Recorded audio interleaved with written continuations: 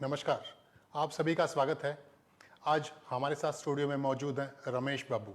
जी हाँ, वनवासी कल्याण आश्रम के सह संगठन मंत्री हैं। आज़ादी के समय में जनजाति वीरों की क्या भूमिका रही, इस विषय में हम बात करेंगे। सबसे पहले रमेश बाबू जी, आपका स्वागत है। नमस्ते। हम बात कर रहे थे आज़ादी का 75वां हम लोग महोत्सव मना रहे हैं, अमृत महोत्सव के रूप में हिंदुस्तान में, और काफ़ी अच्छा है, ये एक अच्छा दिन है और काफ़ी जोश भी है क्योंकि हर घर तिरंगा भी अब चल रहा है और काफ़ी अच्छे रिजल्ट्स आ रहे हैं उसके, और काफ़ी लोगों में भावना है देशभक्ति की। आप वनवासी कल्याण आश्रम से संबंध रखते हैं, सह संगठन मंत्री हैं वनवासी कल्याण आश्रम के, तो वीरों की जो भूमिका है वो क्या रही आज़ादी को लेकर, इस बारे में आप हमें थोड़ा विस्तार से बताइए। बहुत बड़े संघर्ष के बाद में हमको आज़ादी मिली है जी।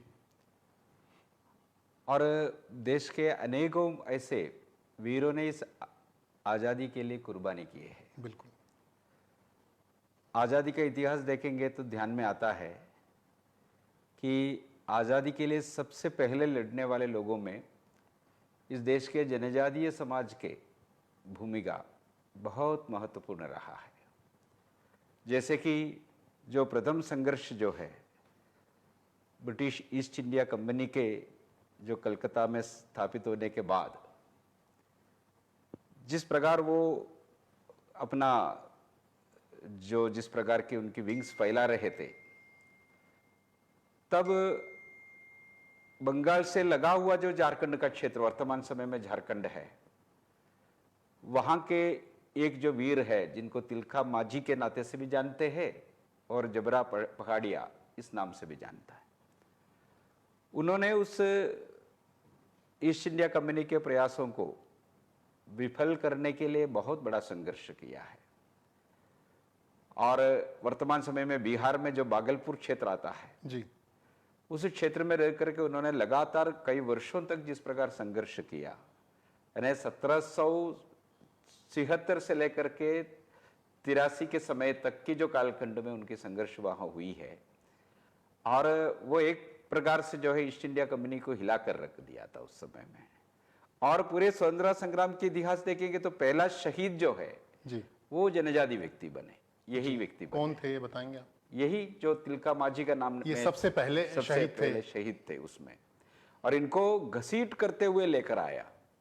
और जो है भागलपुर के अंदर में आप आज भी जाएंगे तो वहां पूरे टाउन के अंदर में ही उनका जो स्टैच्यू खड़ा है, जहां उनको जिस पेड़ के ऊपर में टांग करके उनका जो हैंग कर दिया गया था, फांसी दिया गया था, वो स्थान अभी भी वहां। तो ईस्ट इंडिया कंपनी के जो सैनिक थे कहीं, वो उनको घसीट के वहां तक लाए थे।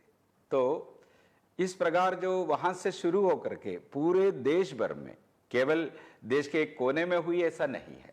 संपूर्ण भारत में, आप दक्षिण भारत में जाएंगे तो वहां 1802 में जो वहां वायनाड के क्षेत्र में, जो पहाड़ी क्षेत्र में ईस्ट इंडिया कंपनी का जो प्रवेश जब हुआ, उसको विरोध करने के लिए वहां केरला वर्मा पഴശ്ശി राजा करके एक राजा रहे। उनका जो सैनिकों में एक कुरुचिया वीर, जिसको तलक्कल चंदू के नाते से वर्तमान समय में जानते, इस पर सिनेमा भी वहां बना हुआ है।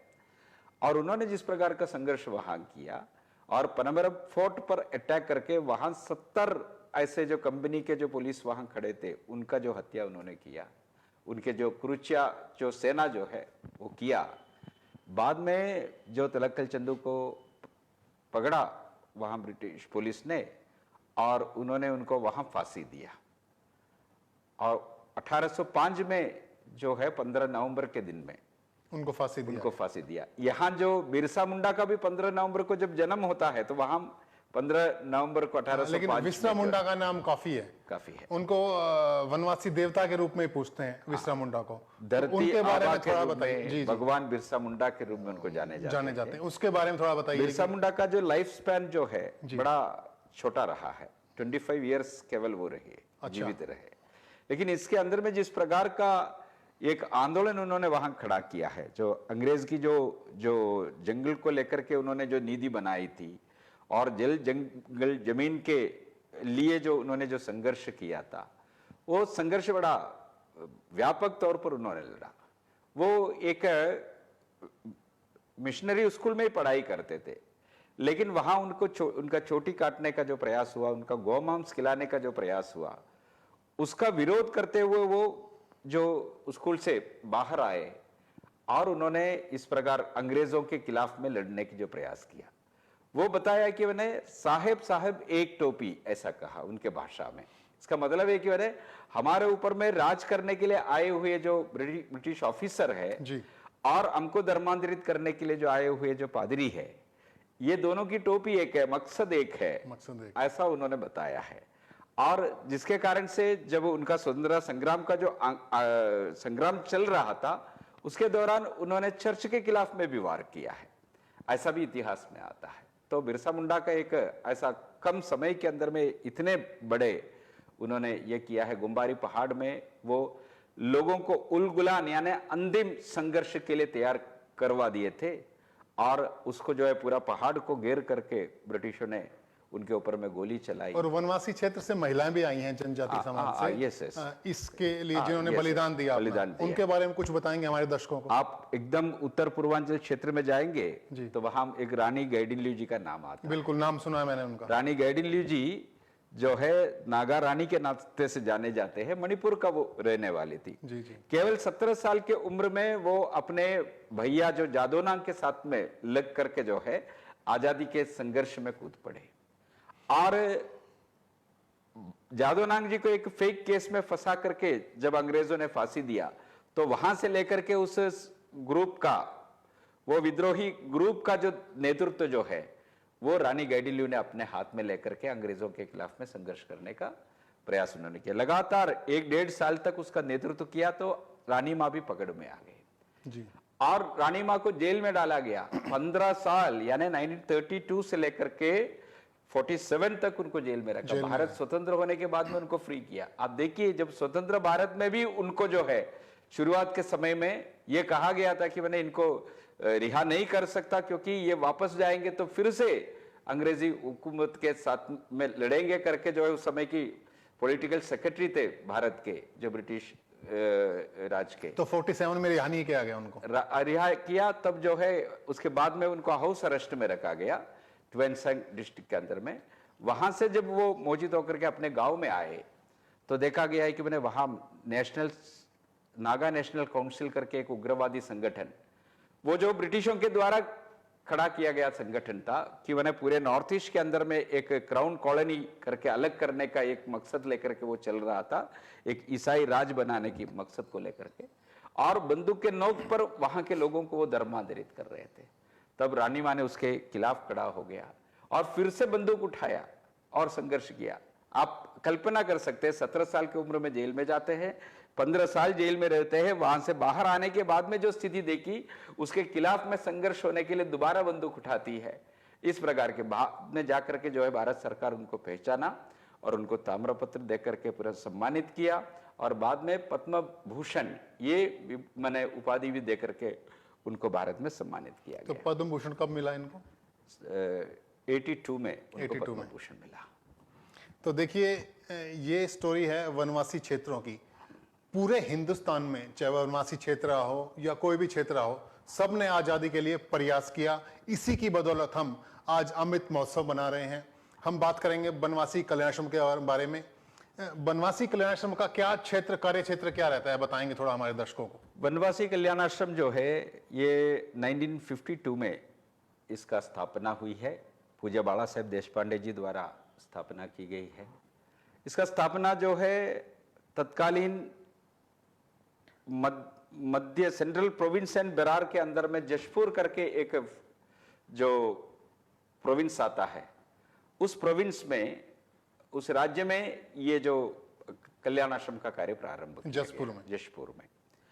और उसका एक कारण भी था कि उस क्षेत्र में जिस प्रकार की मिशनरी गतिविधि चल रहे थे, जिसके कारण से वहां के लोग जो है भारत स्वतंत्र हो गया ऐसा मानने के लिए तैयार नहीं था। वहां के पहले नॉलेज नहीं थी इस बात की कि भारत स्वतंत्र हो चुका है। वो मिशनरियों के कारण से, नॉलेज नहीं होने के कारण से नहीं, मिशनरी ने उनको भ्रम में डालकर रखा हुआ था।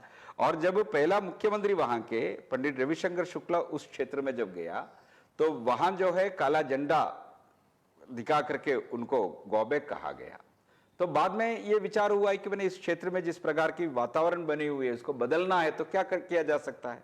तो सरकारी योजना के अंतर्गत ही पहली बार बाला साहेब जी वहां गए और एक बैकवर्ड एरिया डेवलपमेंट ऑफिसर के नाते से वो वहां गए और वहां जो कुछ विद्यालय खोलने का वगैरह कार्य उनके ऊपर में सौंपा था। लेकिन वहां रहते उनको लगा कि यहाँ का जो कार्य को अच्छी तरह से आगे ले चलना है तो मुझे स्वतंत्र रूप से एक संगठन बनाना पड़ेगा, करने की आवश्यकता है। राष्ट्रीय स्वयंसेवक संघ के तत्कालीन जो अपने सरसंघचालक जी है उनसे बातचीत करते हुए वनवासी कल्याण आश्रम की स्थापना 26 दिसंबर 1952 में किया है, विधिवत रूप से किया है। एक छात्रावास के रूप में कार्य प्रारंभ हो गया था। जी। पूरे भारत के अंदर में उस समय में एक 8-9 करोड़ वैसे जनजातियों की आबादी थी। अभी वो जाकर के जो है एक 10-11 करोड़ के आबादी अभी पूरे भारत के अंदर में संपूर्ण देश में फैला हुआ है। यहाँ हरियाणा के अंदर में तो जनजातीय समूह ऐसा तो नहीं है, यहाँ के क्षेत्र हमारे यहाँ नहीं है शायद, हरियाणा में, भिवानी में, लेकिन पूरे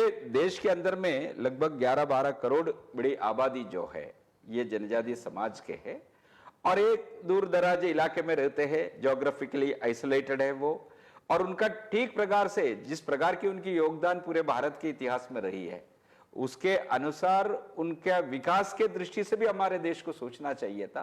प्रावधान तो हमारे संविधान के अंदर में किया गया, लेकिन उस दृष्टि से जो है ग्रामीण क्षेत्र के विकास की ओर दुर्लक्ष्य करने के कारण से आज भी उस इलाका जो है एक प्रकार से जो है कि मैंने विकास के बाहर, विकसित क्षेत्र के बाहर रह गए, मूलभूत सुविधाएं अभी भी वहां नहीं है। वनवासी तो कल्याण आश्रम ने प्रारंभ से लेकर पानी, सीवरेज ऐसा कुछ नहीं है मुझे लगता है वहां पे। कई क्षेत्रों में आज भी जो है जो प्रधानमंत्री सड़क योजना बनी, कई क्षेत्र में रास्ता पहुंचा, कई ऐसे गांव है जहां जो है उस सड़क योजना का भी जो दायरे के अंदर में जो क्राइटेरिया निश्चित की गई थी उसके अंदर में नहीं आता है। इसलिए आज भी वहां जो है जाना है तो जो पैदल चल करके ही वहां पहुंचना पड़ता है। तो काफी लंबे क्षेत्र में पैदल चलना पड़ता होगा उधर। हाँ, कार्य करते समय में हमारे कार्यकर्ताओं को इस प्रकार कई क्षेत्रों में चलते हुए पहुंचना और कार्य करना, ये स्थिति वहां बनी हुई है।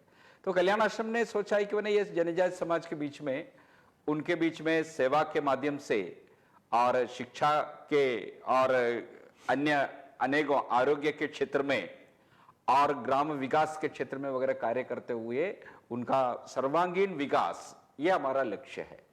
वनवासी कल्याण आश्रम का लक्ष्य है जनजाति समाज के सर्वांगीण विकास, और उस सर्वांगीण विकास में जनजाति समाज की जो परंपरागत धर्म और संस्कृति है उसको रक्षा करते हुए विकास करना। अभी जनजाति क्षेत्र की बात करें तो कितनी स्टेट्स में इंडिया में है जनजातीय क्षेत्र? जनजातीय क्षेत्र जो है ये 3-4 प्रांत छोड़ करके, जैसे हरियाणा है, पंजाब है, दिल्ली है, राजस्थान और पोंडिचेरी है, ऐसे 4 राज्य छोड़ करके, राजस्थान में तो है राजस्थान। हाँ, राजस्थान में जो उदयपुर के तरफ में बांसवाड़ा के इलाका में डुंगरपुर है, ये सारा क्षेत्र में कल्याण आश्रम उदयपुर से माउंट आबू जब जाते हैं उस सारे क्षेत्र में वो जनजाति, सिरोही है, ये सारा क्षेत्र के अंदर में जो है वनवासी का बड़ा आबादी वहां बड़ा आबादी है। भील जनजाति के लोग वहां कुछ प्रांतों में नहीं है, बाकी सब जगह है, सब जगह पर है, पूरे संपूर्ण देश में फैला हुआ समाज है।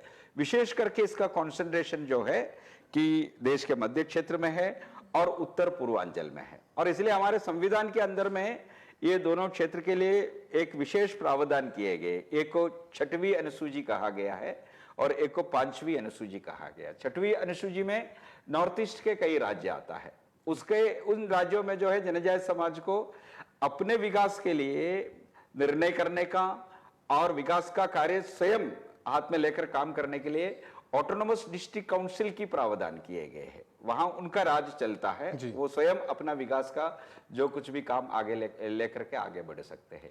और इधर जो मध्य क्षेत्र के अंदर में यानी एक 10-11 राज्य है जिसके अंदर में पेसा कानून लागू है। पेसा यानी 5th शेड्यूल्ड एरिया है। यहाँ जो है जनजाति आबादी जहां ज्यादा है वहां उस गांव को पंचायती राज सिस्टम के अंतर्गत प्रत्येक जनजाति समाज के पाड़ा या टोला को भी अपना ग्राम सभा बना करके उनका विकास के लिए स्वयं निर्णय लेने का, उसके लिए उनको सीधे फंड एलोकेशन प्राप्त करने के अधिकार है। लेकिन आज भी 25 वर्ष हो गया, 1996 में पेसा कानून आया, 25 वर्ष पार हो गया, आज भी इसका इम्प्लीमेंटेशन जिस प्रकार होना चाहिए नहीं हुआ, वो नहीं हुई है। कल्याण आश्रम इसके पीछे भी लगे हुए हैं। पूरे देश भर के अंदर में वनवासी कल्याण आश्रम का जो कार्य जो है 20,000 प्रकल्पों के माध्यम से चल रहा है और 14,000 गांवों के अंदर में हमारा कार्य है। और कल्याण आश्रम ने 14 विविध आयामों के जरिए इस कार्य को कर रहा है। जनजातीय समाज के बीच में काम करने के लिए हमारा छात्रावास एक आयाम है। हमारे हरियाणा प्रांत के अंदर में भी 2 छात्रावास, एक भिवानी में और एक फरीदाबाद में चलता है। इसमें नॉर्थ ईस्ट के बच्चे आकर के रह रहे हैं। वहां जिस प्रकार की परिस्थिति है, वहां एक राष्ट्रीय गतिविधियों का क्षेत्र बनने के कारण से देशभक्त और धर्मनिष्ठ युवाओं को तैयार करने की दृष्टि से उन बच्चों को यहाँ ले आकर के यहाँ उनकी पढ़ाई आदि का व्यवस्था करते हुए हरियाणा के नागरिक उनके विकास के लिए पढ़ने में क्या दिक्कत आती है जो यहाँ पे आते हैं वो बच्चे? वहां कोई अन्य विषय नहीं है वहां, लेकिन जिस प्रकार की एक एंटी नेशनल वातावरण कई राज्यों में था कि मैंने आप देखेंगे तो मिजोरम तो 85%, 90% ईसाई हो चुका है। पहले से ही देश के अलग रहने की एक मानसिकता रखे थे। वहां उग्रवाद एक समय में जोरों पर था और नागालैंड तो लगभग जो है 90-95% ईसाई हो गया है। वहां एक उग्रवाद जो है आज भी वहां के जो उग्रवादियों ने भारत सरकार के साथ में वार्ता में है। अभी उनका आपस में जो है कि मैंने कोई समझौता के लिए कुछ वार्ता चल रहा है, उस स्थिति में है। तो वहां एक दृष्टि से जो है कि मैंने भारत के अंग नहीं, इस प्रकार की वातावरण पहले बहुत ज्यादा था। अभी गत 8-10 साल में इस भाव में थोड़ी सी कमी आई है, लेकिन वहां एक देश प्रेम का एक वातावरण नहीं मिलने के कारण देशभक्त नागरिकों को निर्माण करने के दृष्टि से विद्यालय वहां भी है, गवर्नमेंट की विद्यालय वहां भी है, लेकिन इस प्रकार के एक वातावरण में देश के कई राज्यों के अंदर में हम बच्चों को ले जा करके वहां रख करके उनका शिक्षा का व्यवस्था कर रहा है। एक अच्छा दृश्य देख रहा है, कई बच्चे, एक जनरेशन तो पार हो गया है, वो बच्चे बाहर आने लगे हैं। आज वो बच्चे वहां जाकर के कई स्थानों पर महत्वपूर्ण भूमिका निभा रहे हैं और वहां राष्ट्रभक्ति का एक नव जागरण दिखाई पड़ता है। तो कहीं ना कहीं हमारे बच्चे वहां सबके सामने दिखाई पड़ता है। तो इस प्रकार का एक अच्छा कार्य वनवासी कल्याण आश्रम कर रहे हैं। पूरे देश भर में जो है 250 के करीब हमारा जो हॉस्टल चल रहा है, 4000 गांवों के अंदर में हमारी विद्यालय चल रहा है। 1 टीचर 1 स्कूल प्रकल्प हमने लिया है कि मैंने एक टीचर गांव के बच्चों को पढ़ाएंगे, क्योंकि गांव में माता पिता एजुकेशन के बारे में इतना अवेयर नहीं है, वो पढ़े लिखे नहीं है, बच्चों को घर में पढ़ाई में मदद करना उनसे संभव नहीं है। तो इस कार्य को वहां के कोई पढ़े लिखे युवा अपने हाथ में लेकर के गांव के बच्चों को तैयार करने का जो प्रयास करते हैं, जिसके कारण से कल्याण आश्रम का इस प्रयास के कारण से एलिमेंटरी एजुकेशन जो है बड़ा अच्छा होने लगा है। इसलिए बच्चे का जो बेस जो है अच्छा तैयार हो रहा है और वो आगे चल करके कॉम्पिटिटिव एग्जामिनेशन के लिए वगैरह अच्छी तरह से तैयार हो रहा है। ऐसा दृश्य देखने को मिलता है। अभी राष्ट्रपति की बात करें, महामहिम जनजाति समाज से हैं, तो उनके बारे में क्या कहना है आपका? कहां से कहां पहुंचे वो, उनके बारे में कुछ बता पाएंगे आप हमारे? उड़ीसा के मयूरभंज के एक साधारण गांव से वो निकले हैं और वहां राष्ट्रवादी संगठनों के साथ में वो पहले से लेकर के जुड़े हुए थे। वनवासी कल्याण आश्रम के साथ में भी उनका संबंध बहुत वर्षों से है जी। और जिसके कारण से एक उस प्रकार की परिवेश में उनका एक प्रकार से जो है एक लीडरशिप डेवलप हुई है और लगातार वो जनसेवा के कार्य में ही रहे हैं। वो पार्षद भी रहे हैं, बाद में जो है वहाँ एमएलए होकर के वहाँ उड़ीसा में मिनिस्टर भी रहे हैं, बाद में जो गवर्नर बना झारखंड में, तो भी वनवासी कल्याण आश्रम के झारखंड के कार्य के लिए बहुत बड़ा एक माने उनका सपोर्ट हमको हमेशा मिलता रहा है। बाद में वो जो है अभी जो राष्ट्रपति बने तो भी हमारे लोग जाकर के वहाँ उनको मिले और उन्होंने ये भी बताया कि हम चाहते हैं कि जो पीवीटीजी ग्रुप्स जो है जनजाति के बीच में ही एक ऐसा ग्रुप है, अच्छा, पर्टिकुलरली वल्नरेबल ट्राइबल ग्रुप्स जो है, जो आदि पिछड़ी हुई जनजाति जिसको कहेंगे, उनके बीच के कार्य के बारे में उन्होंने विशेष करके पूछा अपने प्रतिनिधि दल से और उनका इच्छा भी है उसमें काम करे और कल्याण आश्रम भी उसमें काम करे और कल्याण आश्रम ने अपना जो कार्य वहां चल रहा है उसके बारे में उनको बताए और आगे भी उस कार्य करते रहे, उसके लिए उनका पूरा सहयोग हमेशा प्राप्त होगा, इस प्रकार की बात उन्होंने कहा है।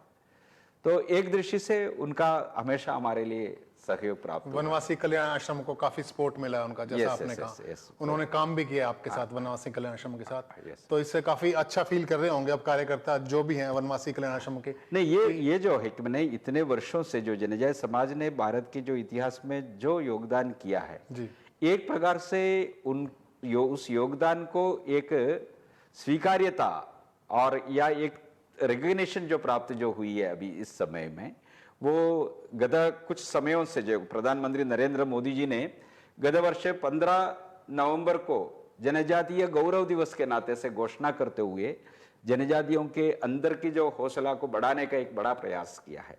और उसके बाद में जो ये जो निर्णय हुआ, ये निर्णय वास्तव में देखा जाए तो बहुत पहले से होने की थी, लेकिन किसी ने इस दिशा में ध्यान नहीं दिया।